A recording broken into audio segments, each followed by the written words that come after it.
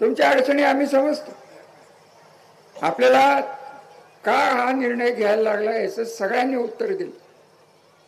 पवार साहेबांच्या हे बघा, अजितदादांनी मला 95ला मदत केली, पण आपल्याला विकासाला दिल्लीतनं जी ताकद मिळालेली आहे, आपले कारखान्याचे प्रश्न असतील, नीरा देवगडचे प्रश्न असतील, बलकवडीचे प्रश्न असतील, संबंध पश्चिम महाराष्ट्राच्या 75% विश्वासार्हतेचे जे काही जे धरणं मायनर इरिगेशन पासून होते, तेव्हा पवार साहेबांनी तत्कालीन बंगालचे जलसंपदा मंत्री, त्यांचं नाव नेमकं विसरलो, ते वारले, ते त्यांचे मित्र होते, त्यांनी बोलवून सांगितलं. ते काही दिवसात सह्याद्री गेस्ट हाऊसला आले.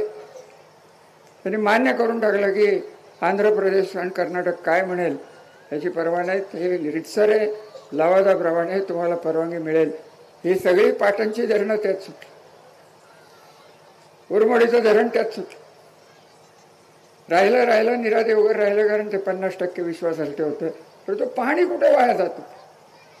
आपण ज्या गावात बसलोय ते वीरचं पाणी, नीरा देवगरचं पाणी वीरमध्ये येऊन तुम्हीच लोक गेली 15 वर्ष वापरताय की नाही एवढं सांगा.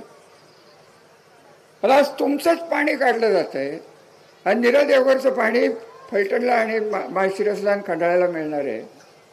आणि हे शहाणं म्हणतोय की ते सांगोल्याला द्या, आणि आपण काहीच बोलायचं नाही. आपल्या नेतृत्वाने याला काहीच सांगायचं नाही. अरे असं जर असेल, वैयक्तिक माझे मान अपमान मी कधी मानलेले नाहीत.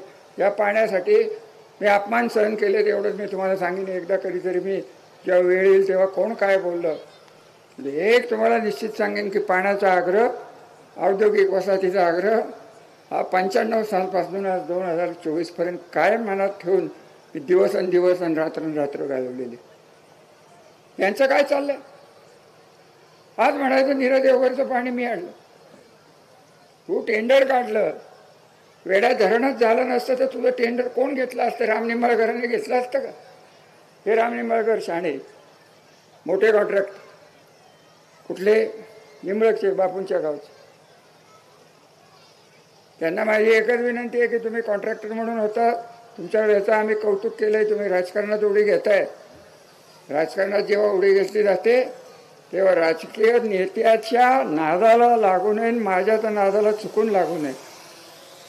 तुम्ही पैशाच्या ताकदीवर राजकारण करायचा प्रयत्न केला तर तुम्हाला तशीच उत्तरं मिळतील. आज तुमचा हा जो रस्ता आहे ना, त्याचं टेंडरही त्यांच्याकडे.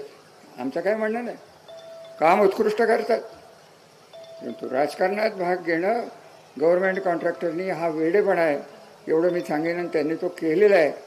बघू पुढे काय होईल. 2.5 महिनेच राहिले, 2 महिनेच राहिले. मी विसरणारा माणूस नाही. चांगलं तर चांगलं, वाईट तर वाईट. तेव्हा तो विषय जरी आपण सोडून दिला